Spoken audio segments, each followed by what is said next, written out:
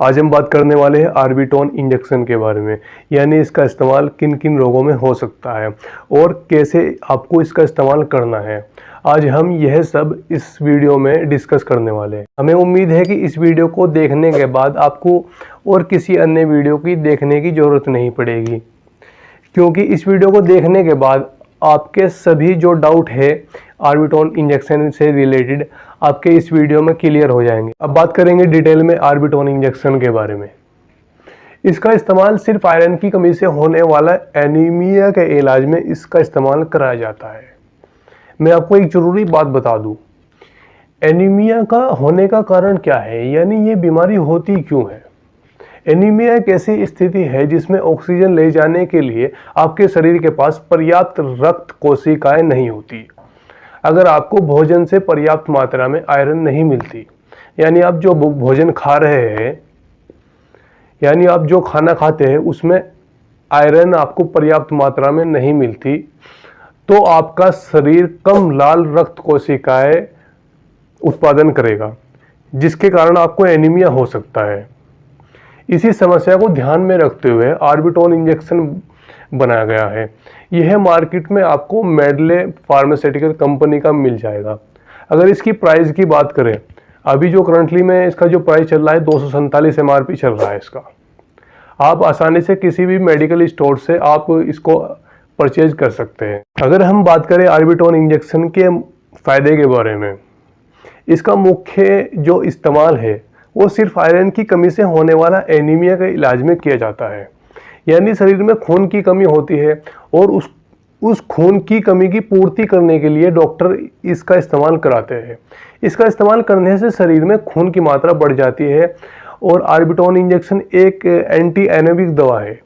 यह आपके शरीर में आयरन की भरपाई करती है, कारण नई लाल रक्त कोशिकाएं और हीमोग्लोबिन के निर्माण के लिए आयरन बहुत महत्वपूर्ण है। अब बात करते हैं इस दवा से होने वाले साइड इफ़ेक्ट के बारे में, यानी नियमित रूप से जो साइड इफ़ेक्ट देखने को मिलते हैं इस दवा से, यानी इस दवा का जब आप यूज़ करते हैं कौन कौन से साइड इफ़ेक्ट आपको देखने को मिलेंगे। जैसे स्वाद, जैसे नंबर 1 पर आता है स्वाद में बदलाव आना, यानी आपका टेस्ट चेंज हो जाना। आप खाना खाओगे, आपको खाना अच्छा नहीं लग रहा है, उसका स्वाद में बदलना। और इंजेक्शन वाली जगह पर रिएक्शन होना, यानी जहाँ पर आपका इंजेक्शन लगा है या तो उसमें दर्द हो रहा है आपको, या उस जगह पर लालिमा पड़ गया यानी लाल हो गया है, या सूज गया है यानी सूजन आ गई है, या मिचली आना, या आपका ब्लड प्रेशर घट जाना। ये तो है कॉमन साइड इफ़ेक्ट जो बहुत कम देखने को मिलते हैं, लेकिन फिर भी अगर इन साइड इफ़ेक्ट में से आपको होने की संभावना लग रही है, यानी जो मैंने साइड इफ़ेक्ट बताया, अगर आपको लग रहा है इन साइड इफ़ेक्ट में से, यानी निम्न में से आपको लग रहा है इनमें से साइड इफ़ेक्ट मुझे कुछ लग रहे हैं, यानी आपको या तो चक्कर आ रहे हैं, इसमें चक्कर आना भी होता है, जी मितलाना भी होता है, और स्वाद में बदलाव आना, यानी जिस जगह पर मैंने बताया लालिमा अगर पड़ रहा है या सूजन आ रही है, तो इन साइड इफ़ेक्ट के बारे में आप अपने डॉक्टर को ज़रूर बताएं, क्योंकि आपका डॉक्टर आपकी स्थिति के आधार पर आपको दवा सजेस्ट करेंगे।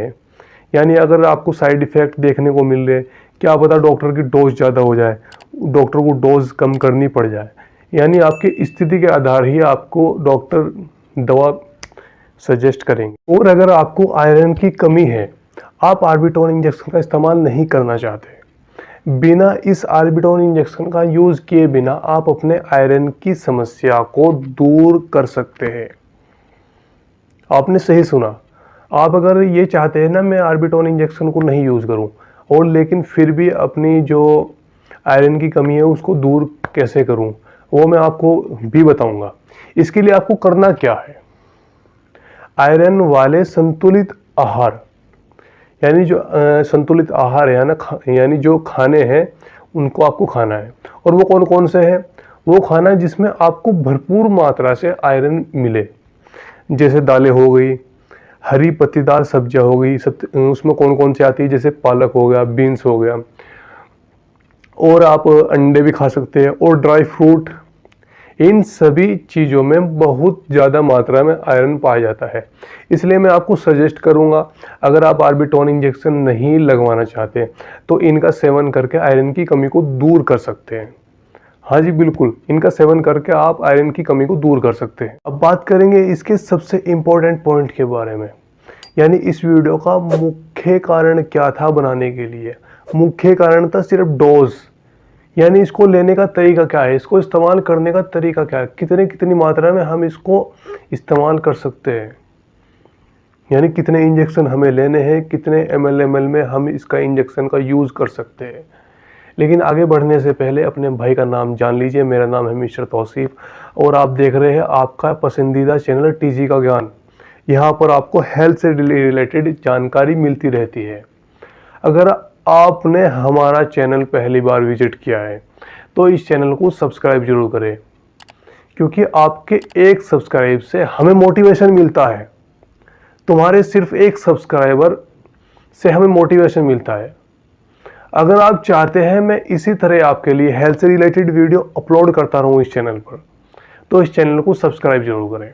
अब बात करते हैं हम इसके डोज के बारे में, यानी इसको डोज क्या है।